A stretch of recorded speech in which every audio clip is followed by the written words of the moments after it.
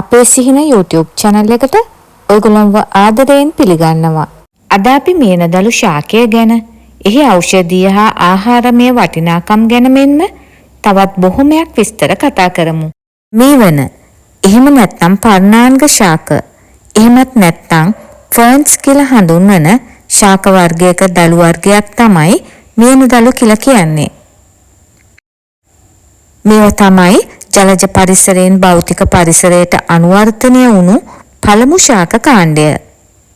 Dipleasium esculentum කියන විද්‍යාත්මක නාමයෙන් හඳුන්වන Atriaceae එහෙම නැත්නම් Lady Fern කියන පවුලට තමයි මේ මේන ශාකය අයිති වෙන්නේ. මෙහි Dipleasium යනු ග්‍රීක වචනයකි. එහි අර්ථය ඩබල් හෙවත් දිත්ත යන අදහසයි. Esculentum යනු ලතින් භාෂාවෙන් ව්‍යුත්පන්න වී ආවකි. එහි අර්ථය ආහාරයට ගත හැකි යන්නයි.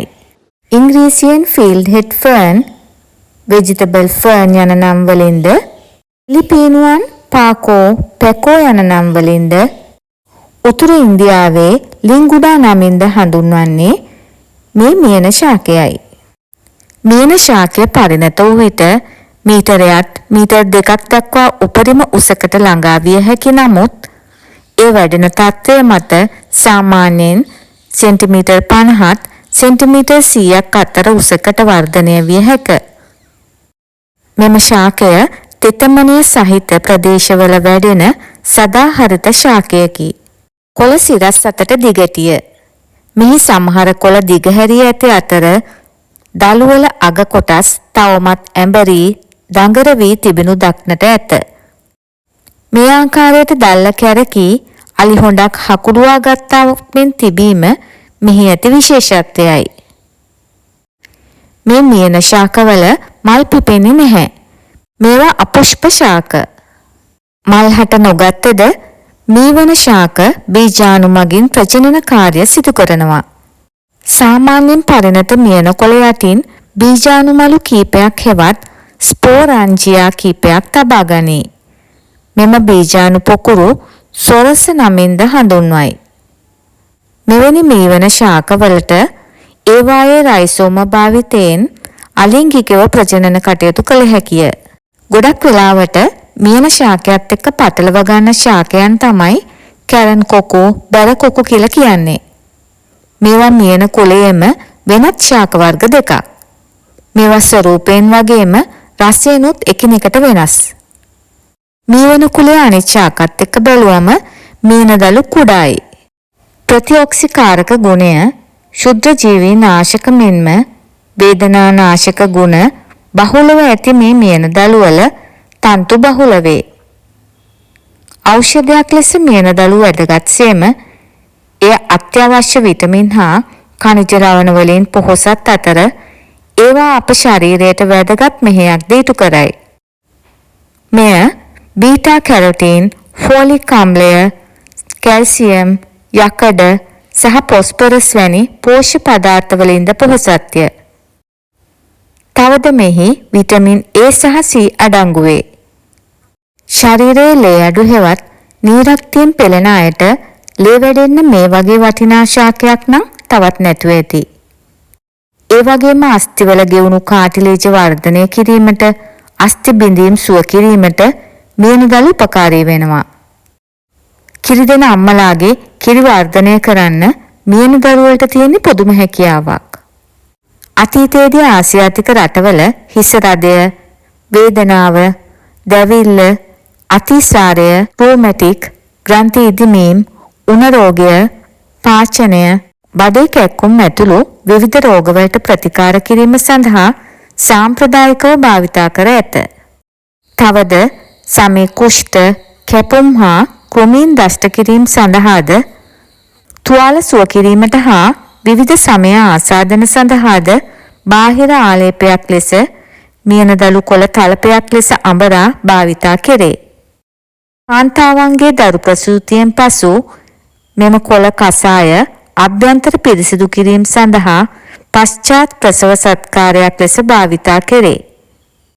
ශරීරයේ විස ඉවත් කිරීමේ ක්‍රියාවලියටද මේ මේනදළු උපකාරී වේ.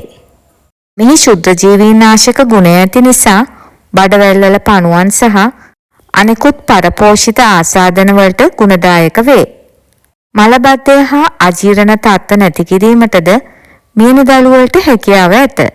එමෙන්ම රුධිරයේ සීනි සහ කොලෙස්ටරෝල් මට්ටම අඩු කිරීමටද මියනදළු උපකාරී වේ.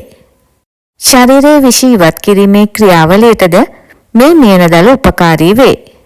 ඉන්දියානුවන් සෙම්පතිෂාව හා කැස්ස සඳහා මියනදළු වලින් යුෂ දිනකට දෙවරක් පානය කරන අතර විරේක බලපෑම් සඳහා තම්බාගත් මියනදළු අතු ආහාරයට ගන්නා අතර මලබද්ධය වැළැක්වීමටද ඖෂධයක් ලෙස භාවිතා කරයි.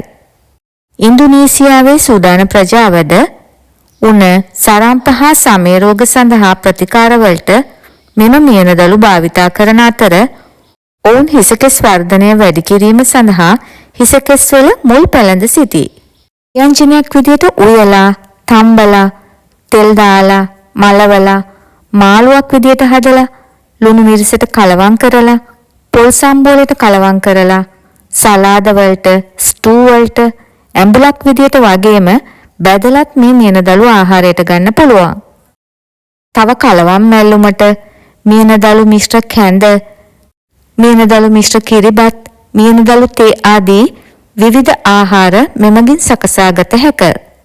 පිසින විට මෘදු මිහිරි රසක් බවට පත්වේ.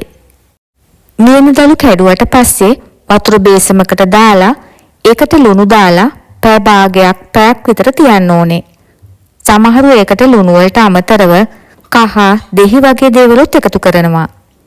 මෙහෙම කරන්නේ මියනදළු වල නොපෙනෙන ක්‍රොමීන්, කූඩැල්ලෝ ඒ වගේම විස බීජක් තියෙන්න පුළුවන් නිසා. දළු ව්‍යංජනයට වගේ හදනකොට අඩු ගින්දරේ උයා ගන්න තරමට රසයි. ගින්දර අඩුවෙන් දාලා පැය 7-8ක් ලිපේ තියලා උයන්න ඕනේ කියලා තමයි අතීතයේ කියලා තියෙන්නේ. සමහර විට අතීතයේදී එහෙම කියන්නේ නැත්තේ සමහර මීවන ශාකවල තාපය මගින් විනාශ වන විටමින් B හායනය කළ හැකි එන්සයිමයක් වන තයමින් අඩංගු විය හැකි නිසා වන්නට පුළුවන්. මියනදළු ශ්‍රී ලංකාව, ඉන්දියාව, පිලිපීනය, මැලේසියාව වගේ රටවල බහුල වශයෙන් ආහාරයට ගන්නවා. මේ පිලිපීනයේ ප්‍රධාන ආහාරයක් වන අතර ඒ පැකෝ යනුවෙන් හඳුන්වනවා. මැලේසියාවේ මියනදළු සකස් කිරීමේ ජනප්‍රියතම ක්‍රමය වන්නේ අතු තම්බා ඉස්සන් පේස්ට් එකක් සමග මිශ්‍ර කර ගැනීමයි. මේ මියනදළු දීර්ඝ කාලීන භාවිතය සඳහා පිටරටවල අය අච්චාරුද සාදනු දකින්න ලැබෙනවා. මේ මියන ශාකය අපිට තවත් ආකාරවලින් වැදගත් වෙනවා. පලිබෝධකයන් වැළැක්වීම සඳහාද දිලීර නාශකයක් ලෙස මෝරපු කොළ පොහොර ලෙස භාවිතා කළ හැක. තවද මේ විසතුරු ශාකයක් ලෙසද වගා කෙරේ. වැඩි අවධානයක් යොමු නොකර වගා කරන්න පුළුවන් ශාකයක්. යටිතල වගාවක් ලෙස සෙවණේ උනත් වගා කරන්න පුළුවන්. ඔයගොල්ලන්ට මේ වීඩියෝ එක වටිනවා කියලා හිතෙනවා නම් මේ වීඩියෝ එකට ලයික් එකක් දාලා යාළුවන්ටත් බලන්න ෂෙයා කරන්න. ඔයගොල්ලෝ තවම අපේ සිහින YouTube channel එක subscribe කරලා නැත්නම් මේ වීඩියෝ එක පහලින් තියෙන subscribe button එක press කරලා ඊට පස්සේ එන bell icon එකත් all කරන්න. එතකොට මම අලුතෙන් වීඩියෝ එකක් දාපු ගමන්ම ඔයගොල්ලන්ට notification එකක් හම්බ වෙයි. එහෙමනම් තවත් අලුත් දවසක තවත් අලුත් වීඩියෝ එකකින් අපි හම්බ වෙමු. මේ වීඩියෝ එක බලපු ඔයගොල්ලෝ හැමෝටම ගොඩාක් ස්තුතියි.